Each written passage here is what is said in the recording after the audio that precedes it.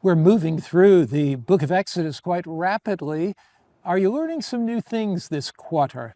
I know I am. Every lesson that I study this quarter seems to speak to my heart and reveal new divine truths. But isn't that the purpose of studying the Bible? The lesson 10 is entitled The Covenant and the Blueprint. Now, when we speak about the covenant, we're speaking about God's eternal relationship with his people. We're speaking about the covenant of grace that leads obedience to God's law. When we speak about the blueprint in this lesson, we're speaking about the ancient sanctuary, where God said to Moses, "Let them make me a sanctuary that I might dwell among them." Both God's covenant, his law, the relationship he has with his people through grace, and the sanctuary have a purpose, and that purpose is to draw us closer to God. So let's pray, and then we'll dive right into our lesson. Father in heaven, I thank you for the opportunity of studying your word. I thank you that we can study the lesson on the covenant and the blueprint. Make these eternal truths clear to us, we pray in Jesus' name. Amen. You know, as God, our Creator and Redeemer, as the one who loves us with an immense, everlasting, eternal love, this God wants to draw us into relationship with him. And that's what this lesson is all about. It's about the fact that God created us to be in close fellowship with him. Now, here in the first paragraph of Sabbath afternoon's lesson, I read, "Yet if meaningful relationship with other people can be built only with time and effort, the same is true with our vertical relationship with God. It can be an uplifting and growth-filled experience, but only, now get this, only if we spend time with him. In practical terms, this means studying his word, letting God speak to us, of course, through his word. Praying, that means opening our hearts to God, and witnessing to others about Christ's death, resurrection, and return, that's engaging in God's mission. As God blesses us, we're going to be a channel of blessing to others. So God wants to draw us close to him through the study of his word. He wants to draw us close to him through the times of quietness and prayer and meditation that we have, meditating on his love, his grace, his goodness, his word. And he wants to draw us close to him as we share his love with others in witness. In Sunday's lesson, it's called The Book and the Blood. What is this all about, the book and the blood? Very deep, very fascinating to me. It has to do with the conditions of the relationship that we have with God. If you go to Exodus 24, verse 1 to 8, Exodus 24, verse 1 to 8, God's speaking to Moses, and he says, I'm starting with verse 1. "Now he said to Moses, 'Come up to the Lord, you and Aaron, Nadab and Abihu, and 70 of the elders of Israel, and worship from afar. And Moses alone shall come near the Lord, but they shall not come near, nor shall the people come up with him.' So Moses came and told the people all the words of the Lord and all the judgments. Now, when you go down to verse 6, Moses took half the blood and put it in basins, and half the blood he sprinkled on the altar. Then he took the book of the covenant and read in the hearing of the people, and they said all that the Lord had said we will do." So here is a covenant. And what's a covenant? It's an arrangement that establishes a relationship. That's what a covenant is. It's an arrangement that establishes a relationship. On this, they're saying all the Lord said we'll do. In other words, they're saying, God, you said to obey, we're going to obey, and that'll establish a relationship. The problem was they're too weak. The problem was they're too fragile. No problem with their desire. The problem was their ability to carry out that desire. And Moses, now notice what it says, verse 6, the last part. All that the Lord has said we'll do, and be obedient. So did they desire to be obedient? Certainly. Did they want to be obedient? Definitely. Did they hope they could be obedient? Most assuredly. But what's the problem? Jeremiah 17:9 put his finger on it. The heart is deceitful above all things and desperately wicked. They were self-deceived. Isaiah put his finger on it. All my righteousness is as filthy rags. So they were too weak to carry out what they desired because of the fallen nature of their hearts. And Moses took the blood, sprinkled it on the people, and said, "This is the blood of the covenant which the Lord has made with you according to all these words." In other words, you have made a declaration that all the Lord has said will do. But the blood of the eternal everlasting covenant is the mercy of Christ, the grace of Christ, the goodness of Christ. It is only through the blood of Christ that your sins can be forgiven.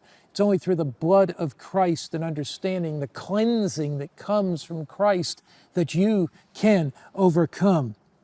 In our Sunday's lesson, we read in the third paragraph down under the note, they meant to do it, but they did not know their brokenness, their fragility, and their lack of power. The blood of the covenant was sprinkled on the people, indicating, watch this, that only by Christ's merits was Israel able to follow God's instructions. We don't want to accept that our human nature is fragile, it's weak, and thoroughly sinful. We have an inherent tendency, because of our fallen nature, towards sin, to be able to do good. We need help not from inside ourselves, but from outside ourselves. We need the power of the living God in our lives, the power from God's grace, the power from His Word, the power from the Holy Spirit. That's why a close relationship with God is as essential for us today as it was for them at Mount Sinai. Now, in Monday's lesson, we were seeing God. Seeing God. How do we see God? We see God as we study His Word. We see God as we're committed to a deep, abiding, lasting relationship with Him. We see God through our prayer life as we meditate upon Him. We see His goodness, His graciousness, His kindness, His compassion, His mercy, His love. Notice, in Exodus 24, verse 9 to 18, God gives Moses instructions. We'll start with verse 9, Exodus chapter 24. Then Moses went up, and also Aaron, Nadab and Abihu, and 70 of the elders of Israel. So Moses took 73 people with him, 70 of the elders of Israel, and he took Aaron, Nadab, and Abihu. They saw the God of Israel, and there was under his feet, as it were, a paved work of sapphire stone, and it was like the very heavens in its clarity. But on the nobles of the children of Israel he did not lay his hand. So they saw God, they ate and drank. Think about it. They come up, they see His form. They don't see Him in all His glory, or else they'd be struck dead, right? But they see God, they see His form.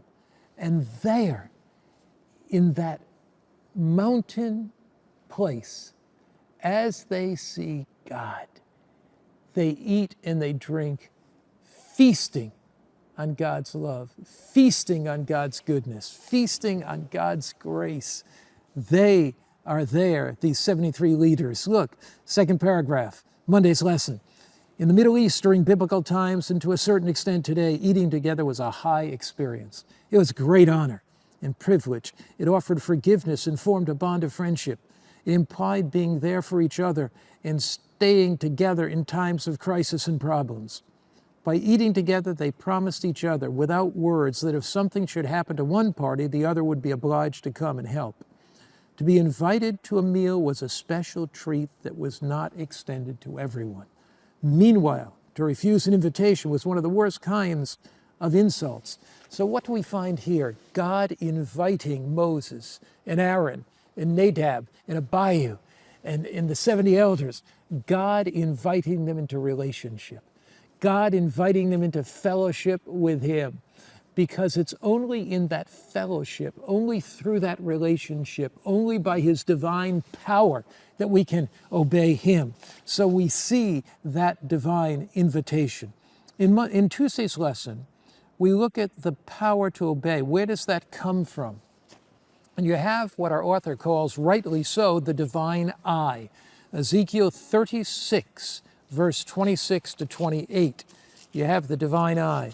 This is one of my favorite passages in the Old Testament because it tells us what God will do for us. So often we strive in our own strength. So often we strive to try to achieve righteousness. We want to overcome an evil temper. We want to overcome angry thoughts. We want to be overcomers. Ezekiel chapter 36.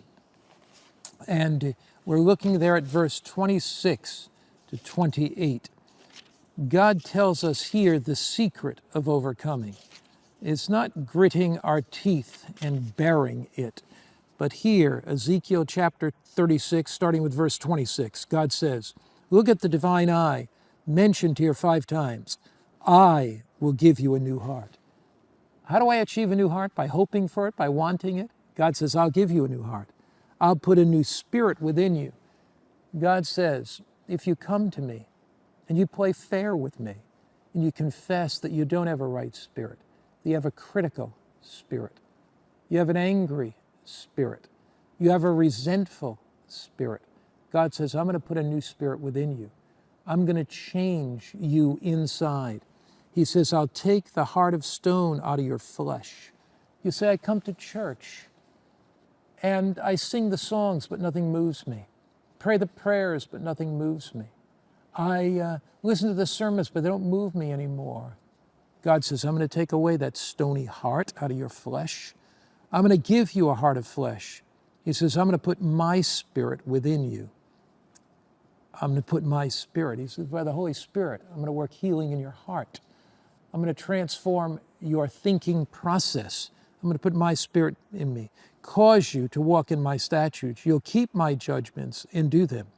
When you shall dwell in the land that I gave to your fathers, and you shall be my people, and I will be your God. God is saying, allow me to do in your life what you could never do on your own. Open your heart to me. In bold-faced confession, get on your knees. Weep in sorrow for your sins. Let me give you, God says, the gift of repentance. Confess your sin to me. And God says, let me come into your heart and mind. Let me change you. Let me transform you. Let me make you into the person that you want to be. God was always trying to draw us into relationship with Him. In Sunday's lesson, He reveals that His Word provides strength and that His blood cleanses us and gives us power. In Monday's lesson, He tells us that we can see God through faith, and that this God on the mountain of Sinai wanted to draw His people close to Him. In Tuesday's lesson, Ezekiel speaks to us and says, let God work in your life. Let God transform you. Let God make you over again. In Wednesday's lesson, it's entitled In the Midst of the People. And we go to Exodus chapter 25. God wanted to build a sanctuary, wanted Israel to build a sanctuary for one reason, because He wanted to reveal His presence to them through the plan of salvation. Now, when you look at the ancient sanctuary of Israel, you have basically 3 parts. You have the outer court, then you have the tabernacle. In the tabernacle, you have 2 parts, the holy place and the most holy place. Every day, sinners brought their sacrifices to the sanctuary. The sinner held his hands over the head of the animal, confessed his sin. The sin was transferred from the sinner to the animal. The animal then was slain. The guilt of that sin was transferred through the blood. Some was sprinkled on the horns of the brazen altar there in the court. And then the priest sometimes ate some of that animal, and the priest carried vicariously in his body or through the blood the sin into the sanctuary. The blood was placed on the horns of the altar of incense. Now, in that holy place, you had 3 basic elements of furniture. You had the altar of incense, the golden candlestick, and the table of showbread.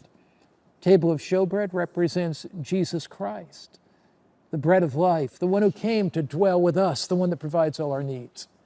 The altar of incense with its prayers, with the incense ascending up, representing Jesus, the one who came to dwell among us and who's praying for us. Isn't it a wonderful thought to think Jesus is praying for you?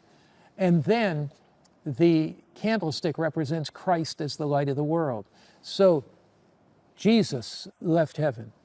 He left the tabernacle above to be the bread broken for us, the body of Christ broken for us. He came to pray for us, the altar of incense. He came to illuminate our way through his word. Thy word is a lamp unto my feet and a light unto my path. So, but the whole purpose of the sanctuary is to show Jesus draws near. He drew near as our sacrifice on the cross of Calvary. He drew near in the blood, in the life that he lived, in the blood that he shed. But Jesus is not only our dying lamb, Jesus is our living priest. And because he came to earth for us, he intercedes for us. Hebrews 7, verse 25, he ever lives to make intercession for us. And then in the most holy place of heaven's sanctuary, we have the law of God, and you have the Shekinah glory manifest in the most holy place of heaven's sanctuary, above the Ark of the Covenant, between the two cherubim in gold above that Ark of the Covenant. You have the Shekinah glory. And there, what do we see in that Shekinah glory? The presence of God, the presence of God. So everything about the sanctuary says God is with us. He was with us through Christ when Jesus left the tabernacle of heaven and came to earth. He is with us today and as our high priest. He will be with us permanently as sin is finally done away with, as the high priest on the Day of Atonement enters into the most holy place of the heavenly sanctuary, of the earthly sanctuary, just like he did in the earthly sanctuary, but as he enters now into the most holy place of the heavenly sanctuary, as Jesus performs the final work of judgment, comes out of the sanctuary, places sin on the scapegoat Satan, sends Satan into the wilderness, representing the fact that Satan will now bear the consequences of our sin. He doesn't bear the guilt of our sin. Jesus bore the guilt and shame of our sin. Jesus is our intercessor. But the scapegoat now receives all the penalty of this in the condemnation for the sins he caused people to commit. And there, in that 1,000-year period, just like the animal wandered, the lamb wandered in the wilderness, the goat, so the devil wanders up and down in the earth. And then at the end of this time, the holy city descends and Jesus comes back to earth and he creates a new heaven and a new earth. But look, here's the point.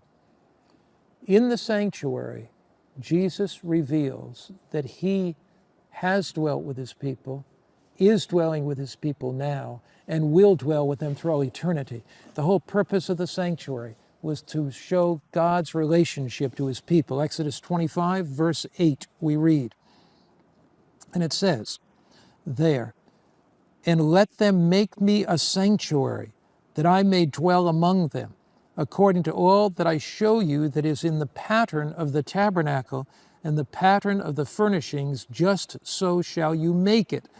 So the earthly sanctuary was a pattern of things up in heaven, revealing to us the beauty, the glory, the majesty of the plan of salvation, the Christ that came from heaven to earth, tabernacled in human flesh, lived the life we should have lived, died the death we should have died, bore our guilt, bore our shame.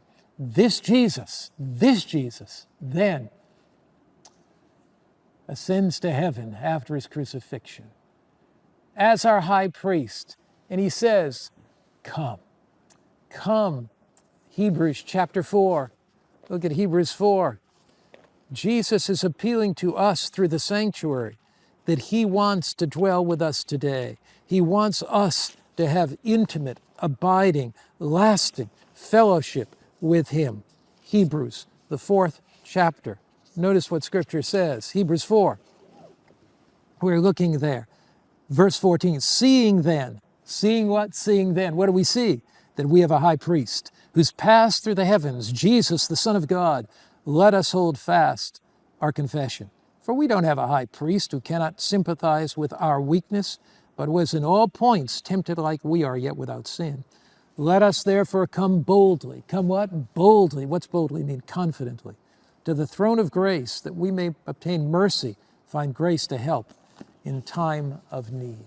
The purpose of the sanctuary was to show us that God, through his majestic love and amazing grace, is drawing us into relationship with him.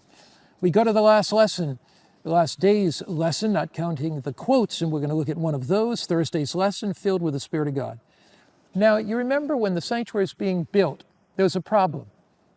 Israel did not have the craftsmen to build that sanctuary properly with the exquisite beauty and loveliness that God desired. But in Exodus 31, the Bible says God made provision. Verse 1, then the Lord spoke to Moses, saying, see, I've called by name Bezalel, the son of Uri, the son of Hur, of the tribe of Judah, and I have filled him with the Spirit of God in wisdom and understanding, and in manner of workmanship, to design artistic works, to work in gold and silver, bronze, in cutting jewels for setting, in carving wood, and to work in all manner of workmanship.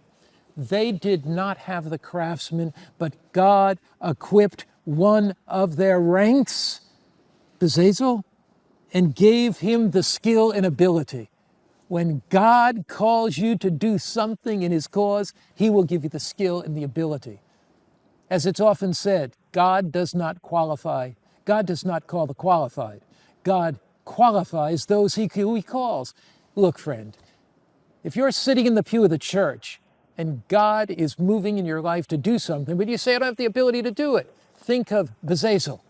He didn't have the ability, but God gave him that ability. Then we read about another individual, Ahoilib, and it said, verse 6, and I've appointed Ahoilib, the son of Ahishemich, of the tribe of Dan. I put wisdom in the hearts of all the gifted artisans, that they may make all that I commanded you in the tabernacle of the meeting. God says, look, you don't have the skill, you don't have the ability, but I am going to accomplish that for you. Look, God says to us that he will equip us. He will guide us constantly. For the first time in scriptures, one reads, I'm looking at the note under Exodus 31. For the first time in scriptures, one reads that God will fill a person with the Spirit of God. What does that mean? Bezalel was empowered to work artistically on the tabernacle. He was filled, equipped with new skills, understanding and knowledge on the needed craftsmanship.